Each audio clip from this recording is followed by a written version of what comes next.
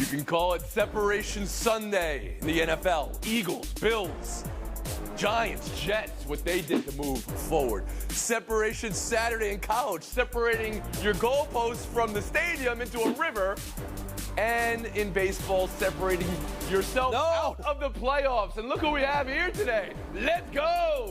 Just do it. Tony, go ahead and mute me. Just mute me to hell. No, I'm going to take a little time to enjoy the view. Go ahead. Get it over with. Get it over with. Good things come for those who wait.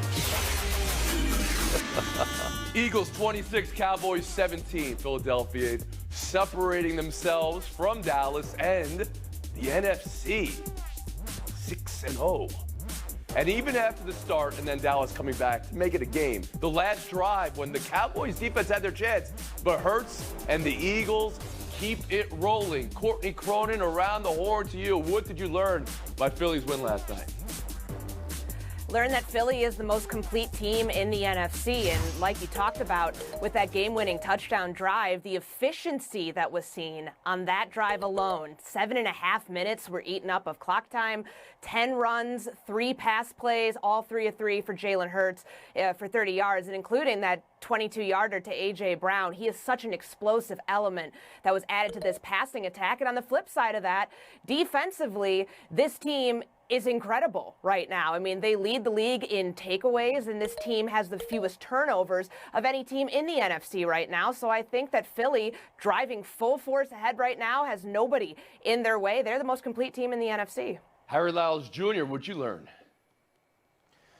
I learned the same thing, but I also learned that the Eagles could perhaps be a little bit better in the second half. I'm going to introduce an idea here inspired by our third quarter Warriors of the NBA, the second quarter Eagles of the NFL. They are outscoring teams 112-27 in the second quarter. That is the most in any 6-week span in NFL history.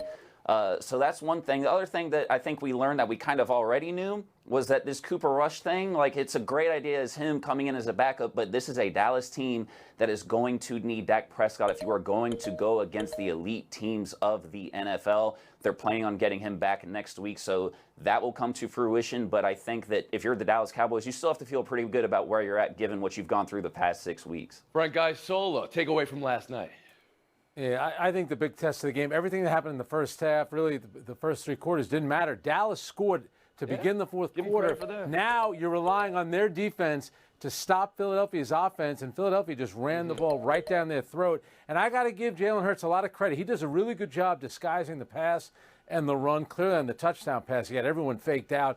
So Dallas, their defense, which has been terrific, for me that's a blemish, but I was very impressed with Philadelphia. I didn't know if Jalen Hurts was capable of that. It's different. It's home. It's October. We'll see it in the playoffs. Well, listen to you. I got to give him credit. And then the next sentence is, I don't know.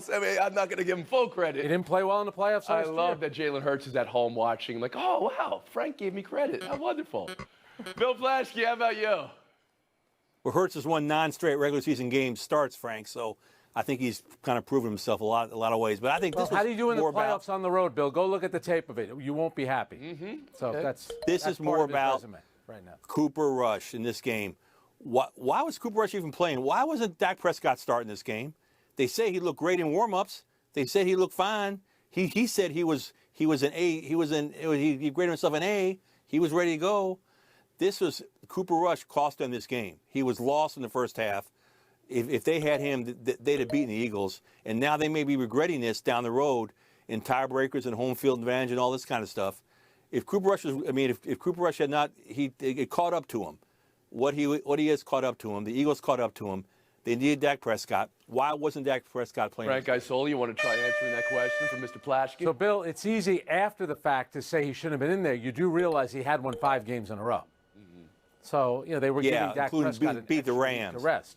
Well, there was a moment. On the road, that's a good win. Some people thought there might be a quarterback controversy. Maybe their owner thought there could be a quarterback controversy, as Harry said, and Frank had said, and Courtney agrees, and now you, Bill.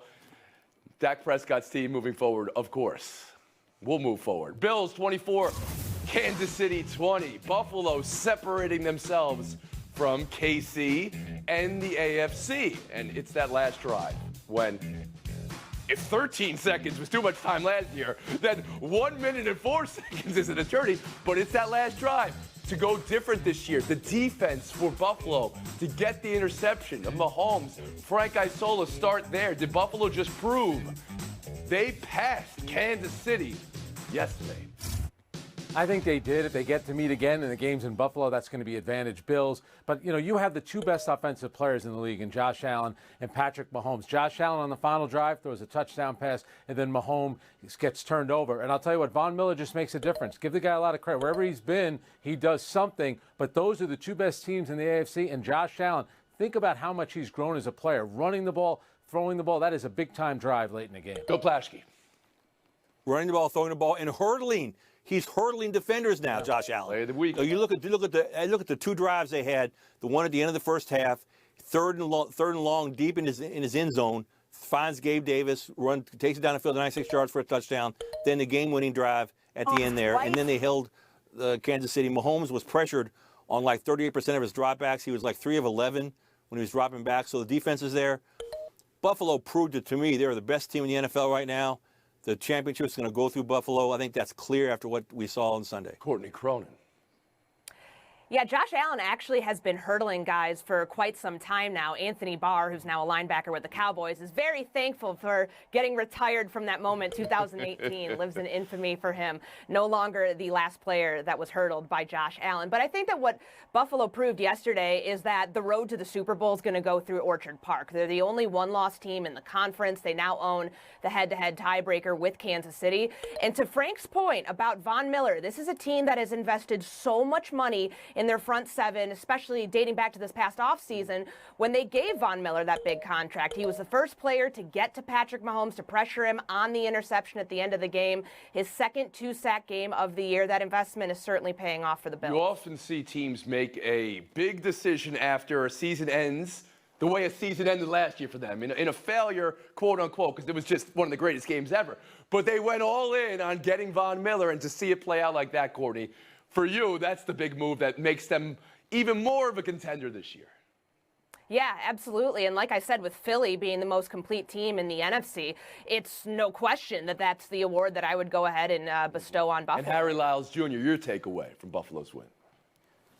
Yeah, this feels like a 1A, 1B situation because I think as we've seen in the past, like last season's AFC Championship game, the margin that Patrick Mahomes needs in order to beat this Bills team is very thin.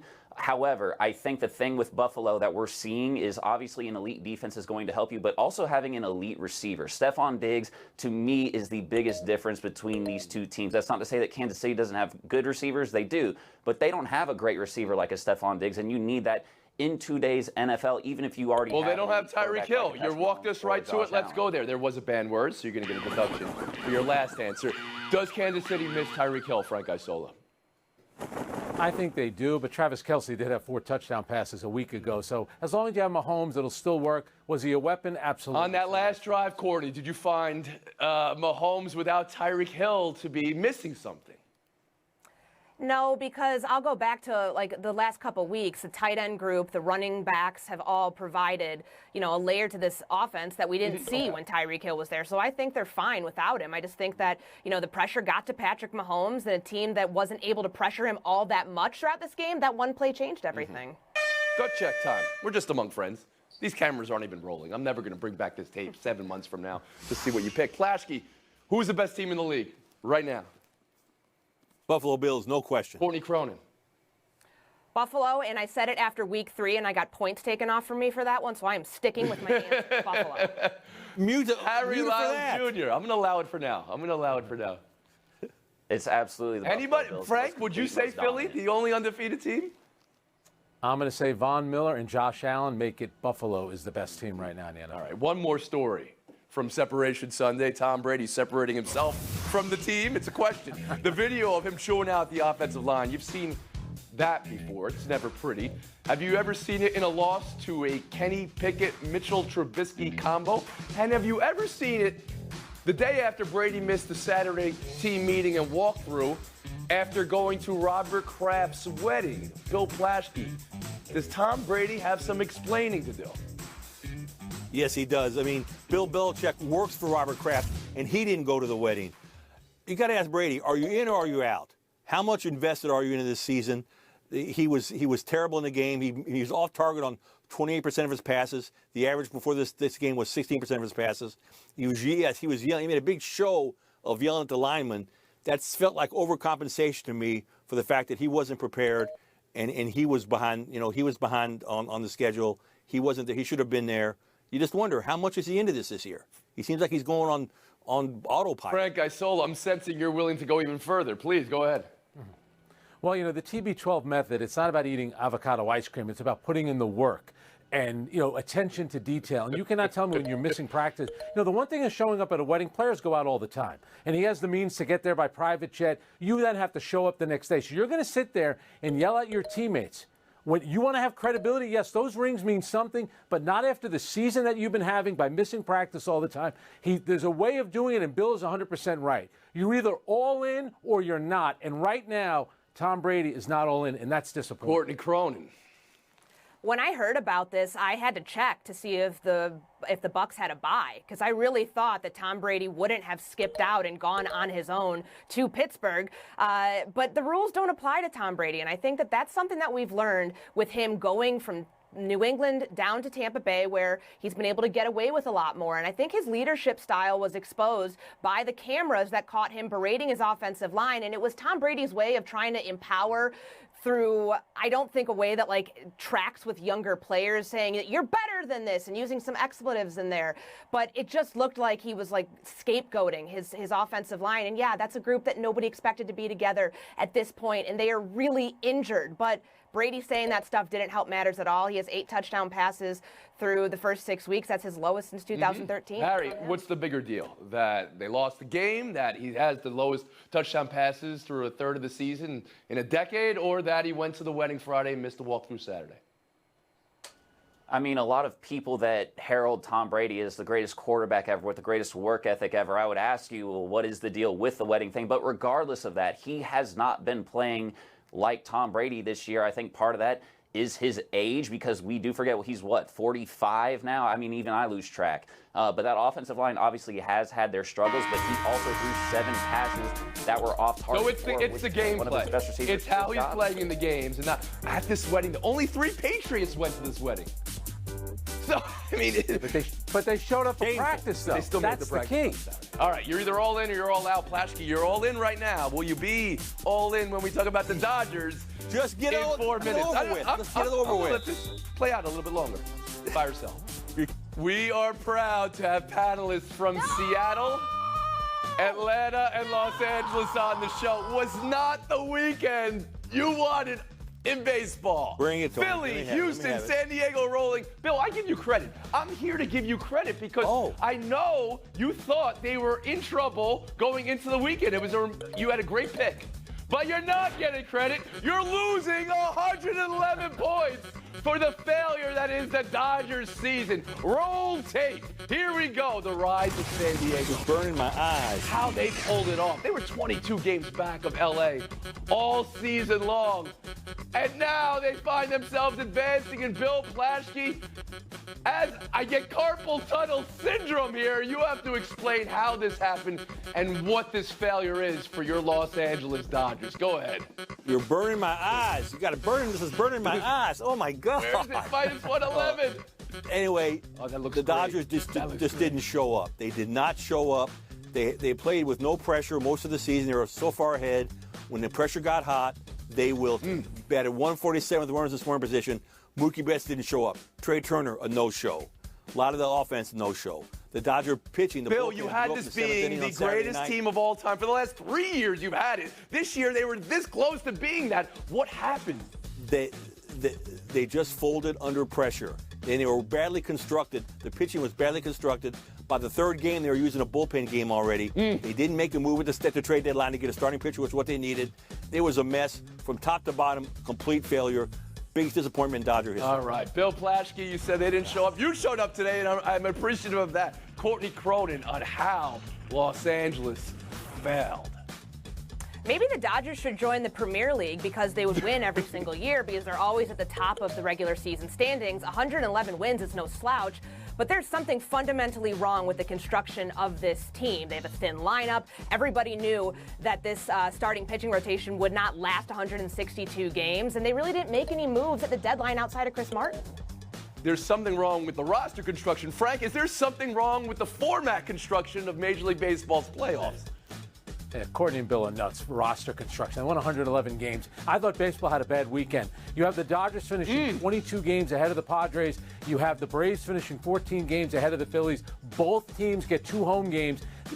What baseball has done is devalued the regular season. I like the wild card round. I thought that was great. This was bad. And same thing with the Mariners. You go 21 years, you get 1 playoff game. And one more thing. An 18-inning game and nobody scores. This is baseball for all the analytic people. And strikeouts and home runs. You mean to tell me not one team over the equivalent of 2 games can manufacture 1 run? But you find this all to be bad, not dramatic. Reese Hoskins throwing his bat like that is bad for baseball. Philly having a I didn't say that. I thought that was great, but they have to come up with a better format. 4 out of 7. Harry, I turn to you now because being from Atlanta, the same is true. Atlanta better than Philly all year. Philly's getting hotter than a Wawa hoagie.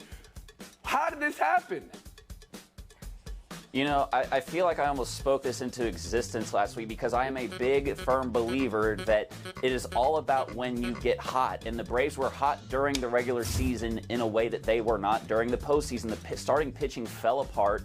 They were averaging almost 5 runs per game during the regular season, down to just above 3 during the postseason.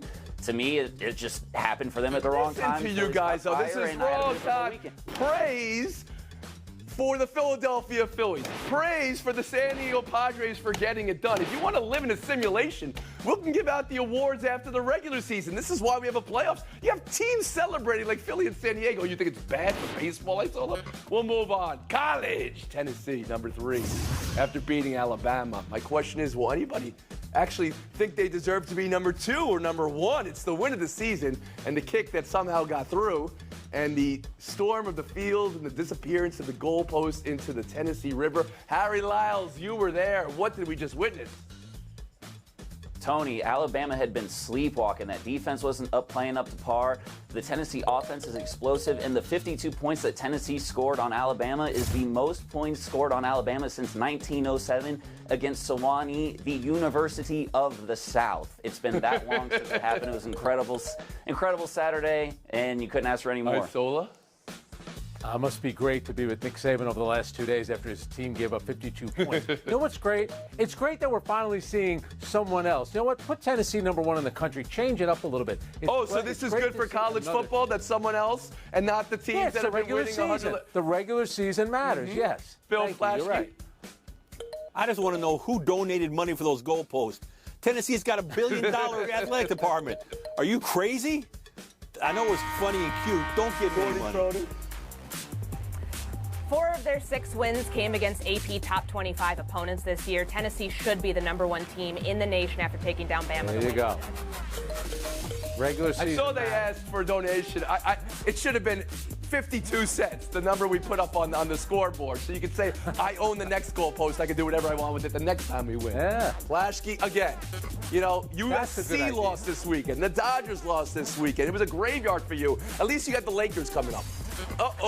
Harry Lyles also gone. Cronin, Isola. Showdown to all the good-looking showdown. The other New York teams, the ones that don't play in New York. Giants to 5-1 with the win over Baltimore, turning over Lamar Jackson twice in the 4th quarter to come back. And the Jets going to Green Bay, devouring Rodgers. Sauce Gardner Cheesehead, recall that fondue. Robert Saleh asking for receipts on that and everything else. Jets 4-2. Courtney, is this the new reality? And who's real is more real between the Giants and Jets?